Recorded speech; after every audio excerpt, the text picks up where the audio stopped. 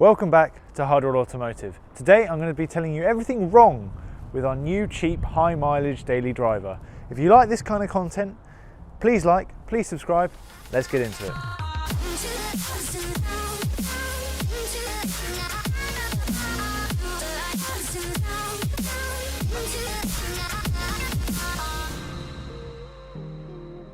Now, as you saw in the previous video, I just purchased this VW Golf 1.9 GTTDI PD130. It's not an anniversary edition, so it's only making 130 brake horsepower, but it does have 180,000 miles.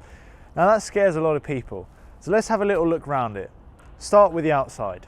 Let's start with the biggest thing that you can see on the outside, and that's this fender.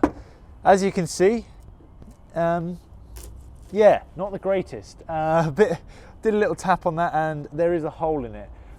Luckily though, the owner that I bought it off gave me a new one, and that's already being sprayed as we speak, but that's going to definitely have to be changed out first. But it doesn't end there. Now I'm not going to show you every single one, but this car does have a little bit of lack appeal, which is quite common for Mark IV Golfs, and it happens a little bit on the tailgate and a little bit on the bonnet there.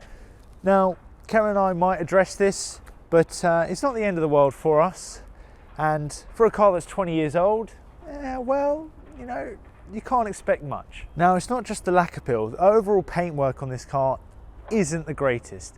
The bonnet has obviously been resprayed in the past, and possibly the roof too, and with red colours, some of it fades, some of it doesn't.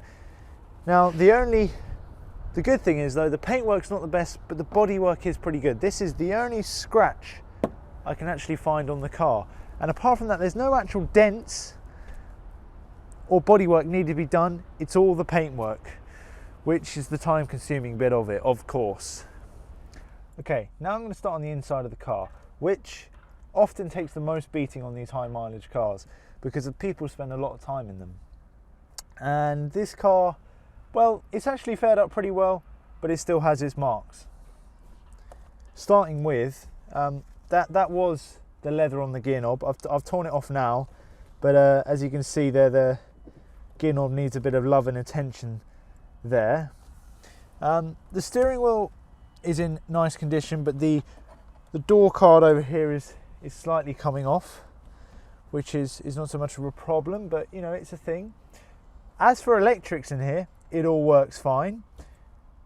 The only problem being the ambient air temperature sensor, which is outside, so the automatic climatronic, as they call it, isn't quite working perfectly because of that. But other than that, in here, it's looking pretty good. The only other place I could possibly say is on the seat here, which is showing a little bit of wear for its age, but for 180,000 miles, you're looking pretty good in here. Now, just one last thing on the inside of this car. Being 20 years old, one thing I am very surprised of, especially considering owning an E39 5 Series, is that cup holders are fine, they go back in fine, the heated seats work, the radio works, everything in here, the fit and finishes work. This even hasn't fallen off, which is, if you know anything about VWs, they do like to just fall off. The only thing I'll possibly gripe about is that the radio is not Bluetooth, so that might need to be changed out. But other than that, it's just really stood quite well to the test of time. Now under the bonnet, we have got a 1.9 TDI PD engine, which is quite reliably, or quite famously reliable, I should say. This one with 180,000 miles proves that, because it drives like a charm. It drives beautifully. The reason I went for this particular Golf is because the owner previously did spend a lot of money on it, and recently.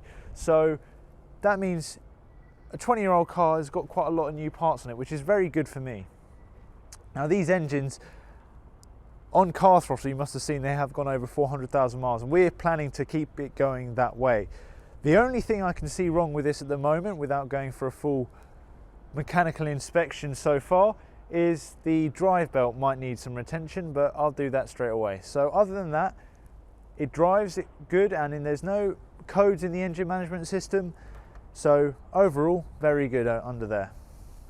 Now before we go for a drive, I just want to say I am pointing everything out on this car, and we only spent £750 on this. So for the people that are scared of high mileage, old cars, yes, they're going to have their problems, but if you look hard enough and you try and find the one that's being cared for, you're going to have to do problems no matter what car you buy, whether it's low mileage or old mileage. If it's 20 years old, stuff's going to perish. So just take it with a pinch of salt, maybe buy a cheaper one so you've got money to spend on those things.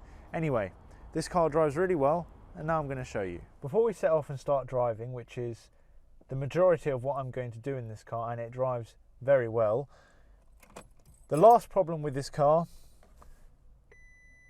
is that the airbag light has come on, and it seems to be a dreaded code which you can't erase without sending off the airbag module. So that's going to have to stay for a while, probably till the next MOT. We'll see if we can sort it out, but we'll figure that one out later. Now let's get on to the driving. Now onto the driving, and this is where it gets a little bit boring. There's nothing wrong. There's nothing really to comment on with this car. It drives astonishingly for 180,000 miles. I can't really say anything's wrong with it. The suspension is well sorted, there's no knocks, there's no bangs, the engine makes plenty of power, and it returned 50 plus to the gallon on my journey home. Nothing I can complain about. There's nothing I've really found, even electric sides, that doesn't work. The windows work, the sunroof works, the heated seats work, everything's working fine. So that's why I kind of went for this car, is because mechanically it was very, very sound. Yes, maybe not the nicest on the outside, but that was something I could fix with not too many problems. But I didn't want to do too much mechanic work because I wanted to be driving this car. So I looked for previous work done by the owner. I looked at that it's been looked after, and it has. And then when I drove it, I just made sure, you know, everything was nice and tight. I will go into that maybe in a later video if that's something you're interested in how to buy a used car. But just a quick tip, and something I'll do with this car, is I might go into the finances and say, you know, my budget was £1,000 and I underspent. I only spent the 750, and the reason for that, well, it was more around 1,200. The reason for that is because I'd like to go under budget, because then I can make the car perfect, and I know roughly what I'm going to be paying for different things, and allow me to make the car the way I want it. So I'm going to try and make this car perfect for as little money as possible. Now, I've ordered a couple of things that are wrong with it already, and I will go through the finances possibly in another video. And if you're interested in something like a used car, tips and tricks and all that kind of stuff, let us know in the comments.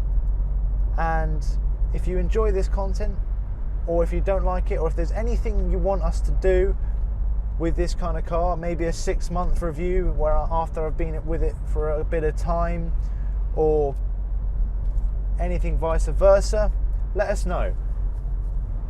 For now, I'm going to carry on driving and use this as my daily driver, and hopefully it doesn't let me down.